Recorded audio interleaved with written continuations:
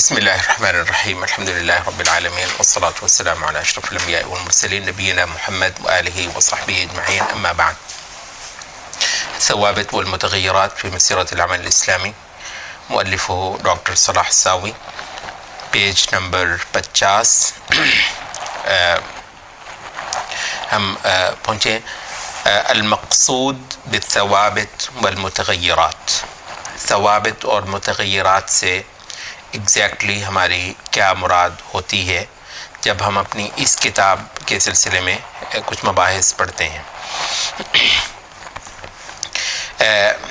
موٹی بات ہے، ثوابت ان چیزوں کو ہم کہتے ہیں جن کی بنیاد پر ہم ولا اور برا کو مشروع سمجھتے ہیں. مشروع سے مراد ہے شریعت میں ایک چیز آئی ہوئی، شریعت کا ایک تقاضا مانی جانے والی چیز کو ہم مشروع کہتے ہیں. اچھا، اس کی بنیاد پر ہم مخالفت کرتے ہیں اور اس کی بنیاد پر ہم موافقت کرتے ہیں، دوستی رکھتے ہیں. ایک کیمپ ہم تشکیل دیں گے روئے زمین پر ایسے لوگوں کا جو کچھ خاص چیزوں پر ہرگز کسی اختلاف کے روادار نہیں، اس چیز میں کسی کو اختلاف نہیں کرنے دیں گے. ان کو ہم کہتے ہیں کہ یہ ثوابت ہیں. اور کچھ چیزیں ہیں کہ جن کی بنیاد پر ہم ہرگز اپنے کیمپ کو، اس ایک کیمپ کو منقسم نہیں ہونے دیں گے. ان میں اختلاف ہوگا بھی تو بھی کیمپ یہ ایک ہی رہے گا. رائے 2 ہیں، 3 ہیں، 4 ہیں، کیمپ ایک ہے. کیمپ ان 2 رائےوں کی وجہ سے نہیں بٹا ہے، تو اس کو ہم نے کہا ہے کہ یہ متغیرات ہے.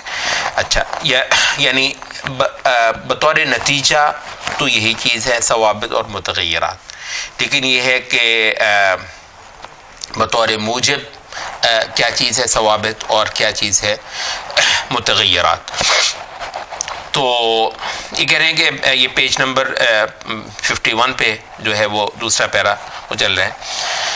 تو کہتے ہیں کہ ثوابت بنیادی طور پر قطعیات ہیں، قطعیات اور مواضع اجماع، جن کی بنیاد پر اللہ تعالیٰ نے اپنی کتاب کے اندر یا پھر اپنے نبی صلی اللہ علیہ وسلم کی زبان کے اوپر حجت جو ہے وہ قطعی کر دی ہوئی ہے. اور اس کے اندر کوئی اجتہاد یا کوئی ایک رائے سے نسبتاً بہتر رائے پر چلے جانا، ٹھیک ہے، تو بہتری کی طرف جانا، زیادہ جو ہے وہ علمی ترقی کر لینا، اس کا کوئی تصور نہیں ہے. وہ پہلے بھی یہی تھا، آج بھی یہی ہے، قیامت تک بھی وہ چیز ایسی ہی ہے اور ان لوگوں نے اس کے اوپر ایسا ہی قائم رہنا ہے. اگرچہ کچھ نام نہاد لوگ اس کو جمود کہیں، تو جمود جو ہے جو مسلمات کے اوپر، تو ہمارے ہاں اس کے لیے لفظ ہے ثبات، وہ اس کو کہتے ہیں جمود. آپ جی انہی چیزوں پر بیٹھے ہوئے ہیں، دنیا کہاں سے کہاں پہنچ گئی. بھائی دنیا جہاں بھی پہنچ جائے، ہمارا یہ دین جو ہے 1400 سال پہلے مکمل کر دیا گیا ہے.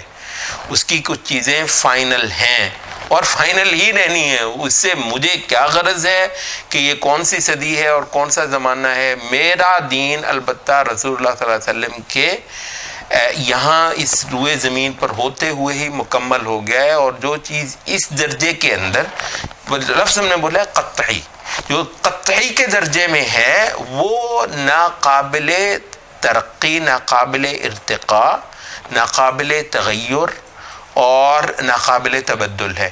ٹھیک ہے جی، تو وہ چیز جو ہے وہ ثابت ہے. آپ اس کو جمود کہیے، جو مرضی کہیے، نہ میں اس سے شرماؤں گا، نہ میں اس سے جھیمپوں گا، نہ مجھے اس سے کوئی بھی مسئلہ ہوگا. میں اس کو کہتا ہوں فاستقم کما امرت ومن تاب معک ولا تطغوا. ثابت رہو، قائم رہو اور ڈٹے رہو اس چیز پر جس کے اوپر تم کو مامور کیا گیا ہے. اچھا، تو اس کو جو ہم نے جو ایک لفظ بولا ہے وہ ہے قطعی. اچھا، اس کے مقابلے پر جو جن چیزوں کو ہم متغیرات کہہ رہے ہیں وہ چیزیں ہیں. قطعی کے مقابلے پر لفظ ہوتا ہے ظنی. وہ چیزیں ظنی کے درجے میں دین کے اندر آئی ہیں. اچھا یہاں پر جو ہے وہ ابھی انشاءاللہ تھوڑی دیر میں ہم امت کے بہت سارے جو اکابر ہیں ان کے انشاءاللہ اقتباسات پڑھیں گے ہم، کیونکہ یہ ایک بڑی بنیادی سی چیز ہے تو اس وجہ سے ضروری ہے. مگر اس سے پہلے میں ایک چیز جو ہے تھوڑی سی ہم وہ کلیئر کرتے جائیں، وہ یہ ہے کہ یہ جن کو ہم نے ظنیات کہا ہے، ٹھیک ہے، ظنیات کہا ہے، یعنی یہ دین نہیں ہوتی. دین نہیں ہوتی تو ہم کیوں پیچھے چلیں ان کے سرے سے؟ بھائی بات یہ ہے کہ دین ہی جو ہے وہ ایک ہے جس کے اندر قطعیت ہے، اور دین ہی ہے جو اس درجے میں ہمیں دیا گیا ہے کہ اس میں کسی دوسری رائے کا امکان ہے. ظنی کیوں کہتے ہیں؟ ظنی کا مطلب یہ ہے کہ کسی دوسری رائے کا امکان ہے. اچھا یہ ظنی، یہ لفظ راجح جب آپ بولتے ہیں تو بنیادی طور پر ظنیات میں بولتے ہیں، جہاں قطعیات ہے اس میں راجح کا لفظ نہیں آپ بولتے. راجح کا لفظ کیوں بولیں گے جو قطعی ہے ہی ایک، دوسری ہے ہی نہیں. یہاں پر راجح کا مطلب کیا ہے؟ تو اس میں کیا ہے؟ اس میں آپ کہیں گے حق اور باطل، ٹھیک ہے. تو قطعیات کے اندر کیا ہے؟ حق اور باطل. ظنیات کے اندر ہو سکتا ہے کہ ایک چیز راجح ہو تو ایک چیز مرجوح ہو. مرجوح یعنی جو راجح کے مقابلے پر کمتر ہے، جس کے اوپر کسی دوسری چیز نے جو ہے نا وہ فوقیت پالی ہے، راجح ہو گئی ہے. تو اس کے اندر مطلب راجح اور مرجوح جو ہے وہ ہوگا، اس کے اندر خطا اور ثواب ہوگا، ٹھیک ہے. خطا اور ثواب، ثواب عربی میں جو صاد کے ساتھ جو آپ بولتے ہیں اس کے اندر خطا اور ثواب ہے، ٹھیک ہے جی. اچھا کسی وقت جو ہے وہ آپ ظنیات کے اندر بھی حق اور باطل بول ضرور لیتے ہیں.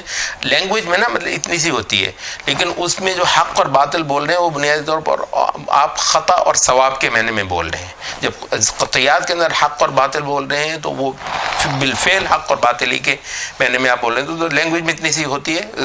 تو یہ جو ظنیات ہیں یا مجتہد فی، اس کے لیے ایک اور بھی لفظ بولتے ہیں ہم، مجتہد فی، وہ امور جو مجتہد فی ہیں، یعنی جن کے اندر اجتہاد ممکن ہے. اچھا اب اجتہاد کے بارے میں بھی تھوڑا سا جو ہے وہ واضح ہو جائے. ہمارے ہاں جو ہے وہ جو زیادہ تر لوگ جو سمجھتے ہیں وہ یہ ہوتا ہے کہ اجتہاد آپ اس چیز کو کہتے ہیں جس کے اندر کوئی آیت یا حدیث نہ ہو. تو جی اجتہاد تو اس کو کہتے ہیں نہیں، آیت ہی کو سمجھنے میں اگر دو آراء کا امکان ہے تو اس میں سے ایک رائے کو قوی تر سمجھنا، اس کے ایک معنی کو قوی تر سمجھنا اجتہاد ہے. آیت ہی کے اندر اگر اس بات کا امکان ہے. اچھا دیکھیے یہ جو چیز ہے آیت، ایک تو یہ ہے کہ آیت کا ایک معنی ہوتا ہے اور معنی کے لحاظ سے دو چیزوں کا امکان ہے. اس میں آپ بعض بنیادوں پر ایک چیز کو قوی تر سمجھتے ہیں جو کہ ظنیات ہے، اور اسی کو ہم نے اجتہاد بھی کہا ہے. تو آیت کو سمجھنے میں بھی اجتہاد ہے، حدیث کو سمجھنے کے اندر بھی اجتہاد ہے. یہ بہت سارے لوگ اس چیز کو نظر انداز کر دیتے ہیں اور اس وجہ سے ان کے ہاں اجتہاد کا دائرہ بہت چھوٹا ہے. بھی جس چیز میں کوئی آیت بھی نہ ہو، کوئی حدیث بھی نہ ہو، اجماع بھی نہ ہو، تو کہتے ہیں وہاں پر آپ نے اجتہاد کرنا ہوتا ہے. ہم کہتے ہیں کہ وہاں پر بھی اجتہاد ہے، لیکن یہ ہے کہ یہ بھی ہے. اچھا ایک اور چیز ہے، معنی کے اندر اجتہاد نہیں آپ کر رہے، معنی کے اندر اجتہاد نہیں کر رہے، تعارض ادلہ ہے. یعنی تعارض ادلہ کہ ایک آیت آئی ہے اس میں ایک بات ہے، دوسری جگہ ایک آیت آئی ہوئی ہے وہ بظاہر اس سے ٹکرا رہی ہے. اب آپ نے ان دونوں کو جمع کرنا ہے. یا تو ہو سکتا ہے کسی وقت آپ یہ کہیں کہ جی میرے نزدیک یہ آیت اس آیت کی ناسخ بنتی ہے اور یہ آیت جو ہے منسوخ بنتی ہے. کہیں تو آپ یوں بھی کرتے ہیں نا. اچھا اور کسی وقت آپ جو ہے نا وہ یوں کرتے ہیں کہ یہ آیت اس آیت کی تخصیص کرے گی. ٹھیک ہے جی، یہ آیت اس کی تخصیص کرے گی. یہ جو ہے مطلب ہے کہ حرمت علیکم المیتہ جو ہے وہ مردار جو ہے، دوسری جگہ پر آیت یا کوئی حدیث جو ہے وہ مچھلی کو کہے گی کہ مچھلی جو ہے وہ کھانا جائز ہے. اب دیکھیں یار مردار کو حرام کہا ہے، ابھی مچھلی کو جو ہے چاہے مری ہوئی بھی ہو وہ حلال کہا ہے. اب یہ کیا ہے؟ یہ تخصیص ہے. تو آپ اس کی جو ہے وہ تخصیص کر رہے ہیں. کہیں پر ایک چیز مطلق ہے تو اس کو آپ مقید کر رہے ہیں. یہ سارا اجتہاد ہے. ٹھیک ہے، یہ سارا ہی. تو اس وجہ سے کسی وقت یہ ہوگا کہ آیات کے اور احادیث کے مفہوم میں بظاہر آپ کو ایک ٹکراؤ نظر آئے گا، لیکن اس بظاہر نظر آنے والے ٹکراؤ میں آپ جو ایک چیز کو سیٹل کریں گے تو اس کے اندر بھی اجتہاد ہو سکتا ہے. کہیں پر تو ایسا ہو سکتا ہے کہ وہ بالکل طے شدہ ہے، اس میں وہ اجتہاد کی بات نہیں ہے، وہ قطعی ہے. جہاں قطعی ہے وہاں اجتہاد نہیں، جو موٹی بات ہے.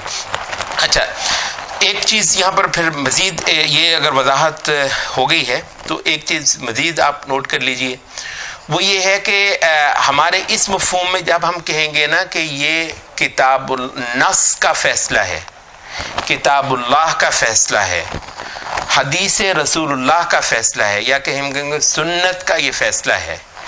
اچھا، اس وقت جو ہے ہماری مراد یہ ہوگی کہ یہ اس درجے کا فیصلہ ہے جس میں دوسری کوئی گنجائش نہیں ہے، دوسری رائے کی، دوسرے کسی اور فہم کی کوئی گنجائش نہیں ہے، جس میں تمام کے تمام ائمہ سنت صحابہ سے لے کر ایک ہی ہیں، اکٹھے ہی ہیں. یہ جب ہم نص کا لفظ بولیں گے نا، ہمارے اس مفہوم میں نص سے ہماری مراد یہ ہوگی. یہ ذرا خیال رکھیے گا پلیز. جب ہم کہیں گے نا نص، تو وہ نص سے مراد ہوگی کہ نص اس معنی میں کہ جہاں امت اس کے اسی معنی پر متفق ہے، نص جس پر امت صحابہ سے لے کر اسی ایک ہی معنی کے اوپر متفق ہے. نص خواہ کتاب اللہ کی ہو، خواہ سنت رسول اللہ کی ہو، تو اس کو ہم کہیں گے کہ یہ ہے نص. اچھا، جہاں نص جو ہے وہ آپ کے پاس بھی نص ہی ہے، آپ کا جو مستند ہے، آپ کا مستند سے مراد جو آپ کا سہارا ہے، جو دلیل آپ کا سہارا بن رہی، اس کو ہم مستند کہتے ہیں. آپ کا مستند بھی ایک نص ہی ہے، اس کے مقابلے پر میرا مستند بھی ایک نص ہی ہے. اور ہو سکتا ہے وہ ایک ہی نص ہو، آپ اس سے یوں معنی لے رہے ہیں اور میں اس سے یوں معنی لے رہا ہوں. آپ کا بھی مستند وہی نص ہے اور میرا بھی مستند وہی نص ہے. ٹھیک ہے جی. تو یہ کیا ہے، اس کو ہم نے کہا کہ نص کا فیصلہ نہیں ہے. ٹھیک ہے نا، نص کا فیصلہ تو اس وقت ہو جب اس پر ہم دونوں متفق ہوں کہ یہ اس کا یہی معنی ہے، پھر تو نص کا فیصلہ ہو گیا. آپ کہنا اس سے تم یہ نکل رہا ہے، میں کہہ رہا ہوں اس سے تو یہ نکل رہا ہے. تو یہ جو ہے یہ مجتہد فی ہے، یہ ظنیات کے دائرے میں ہم نے اس کو مانا ہوا ہے. یہاں پر ہم یہ نہیں کہہ رہے کہ نص کا فیصلہ، اگرچہ ضمنی سطح پر نصی کا فیصلہ، آپ بھی نصی فیصلہ لے رہے ہیں، میں بھی نصی سے فیصلہ لے رہا ہوں. اس وجہ سے ہم یہ کہہ رہے ہیں کہ یہ جو مجتہد فی مسائل ہیں، یا جس کو ہم اختلافی مسائل کہتے ہیں، یہ غلط ہے یہ کہنا کہ یہ دین نہیں ہے. استغفر اللہ، یہ کیسے ہو سکتا ہے؟ کوئی چیز ایسی ہو سکتی ہے جو دین نہ ہو؟ تو دین سے ہی ہم لے رہے ہیں، وہ امور بھی جو ضنی ہیں وہ بھی ہم دین سے ہی لے رہے ہیں. بس فرق یہ ہے کہ ایک سطح ہے وہ جس میں ہم قطعیت کی سطح پر دین سے ایک چیز لے رہے ہیں، اور اس میں ہم لال پیلے ہو جائیں گے، غصے سے سرخ ہو جائیں گے اگر کوئی بندہ اس میں کوئی دوسری بات کرے. سبحان اللہ، کیسے ہو سکتا ہے کہ اسلام میں ایک بندہ نئی بات کر دے؟ بالکل ہم اس کی اجازت نہیں دیں گے.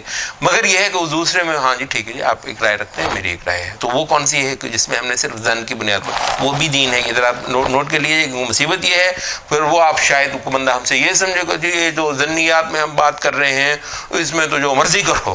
کیسے جو مرضی کرو بھائی؟ اس کے اندر بھی آپ نے دین ہی کی طرف رجوع کرنا ہے، اس کے اندر بھی آپ نے معاملے کو اللہ اور اس کے رسول ہی کی طرف لوٹانا ہے. ٹھیک ہے، فَإِن تَنَازَعْتُمْ فِي شَيْءٍ فَرُدُّوهُ إِلَى اللَّهِ وَالرَّسُولِ. اب ردوه الى اللہ والرسول آپ نے قطعیات میں بھی کرنا ہے، ظنیات میں بھی کرنا ہے. مگر ظنیات میں یہ ہے کہ آپ کی اگر یہ رائے بنی ہے تو آپ دوسرے کو پکڑ نہیں رہے ہیں کہ بھئی تو کیسے نہیں جاتا ہے اس میں.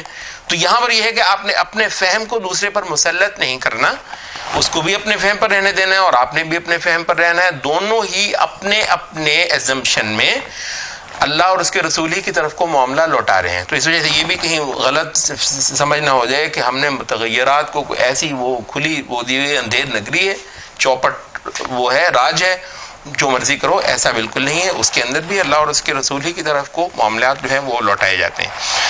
اچھا، تو اب یہ ہو گیا کہ وہ اشیاء جن کو ہم نے ثوابت مانا ہے اور وہ اشیاء جن کو ہم نے متغیرات مانا ہے. یہ اس کتاب کی ایک عمومی اصطلاح، ضروری نہیں ہے کہ باقی کسی بھی اور جگہ پر آپ لازماً اسی کتاب کی اصطلاح کو ہی استعمال کریں. اپنی اصطلاح سے البتہ جو مقصود تھا ہمارا وہ ہم نے واضح کر دیا. اب اس کے بعد ہم جو ہے وہ کچھ اقوال ائمہ کے پڑھیں گے.